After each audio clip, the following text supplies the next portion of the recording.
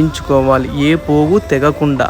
తర్వాత వచ్చేసి నడుం అంటే ఇవి వచ్చేసి నైలాన్ దారం అండి. దారంలో ఇది ఒడిలోకి పోగులు అంటే అతుకులు వచ్చిన తర్వాత ఇవి కూడా ఒక్కొక్కటి నిదానంగా విడిపించుకోవాలి. ఎందుకంటే పోగులు దిగితే మళ్ళీ పెద్ద తలనొప్పి, ఆ రోజంతా పెద్ద తలనొప్పి. అందుకనేసి నీట్గా నిదానంగా విడిపించుకున్న తర్వాత అవి కొంచెం డోల్ పైప్ అనేది లూజ్గా చేసుకొని అవి లాక్కోవాలి. లాక్కున్న తర్వాత అచ్చులు, ఈ అచ్చులు అంటే లైలాన్ దారంతో కట్టి ఉంటారండి. అచ్చులు సేమ్ దీంట్లో కూడా పోగులు వచ్చినప్పుడు జాగ్రత్తగా విడిపించుకోవాలి, లేకపోతే ఇక్కడే పోగులు అనేది కట్ అయ్యే అవకాశాలు ఉన్నాయి.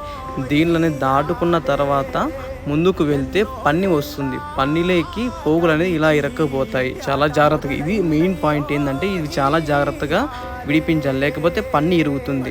నేనైతే కొంచెం గట్టిగానే లాగుతున్నా అతుకులు, ఎందుకంటే అక్కడ ఇరుక్కుపోతాయండి పోగులు అనేది. వీడియో చూసేవాళ్ళు ప్రతి ఒక్కరు మాకు సపోర్ట్గా ఉండాలని కోరుకుంటాను. సబ్స్క్రైబ్ చేయొచ్చు కదా. Bye bye.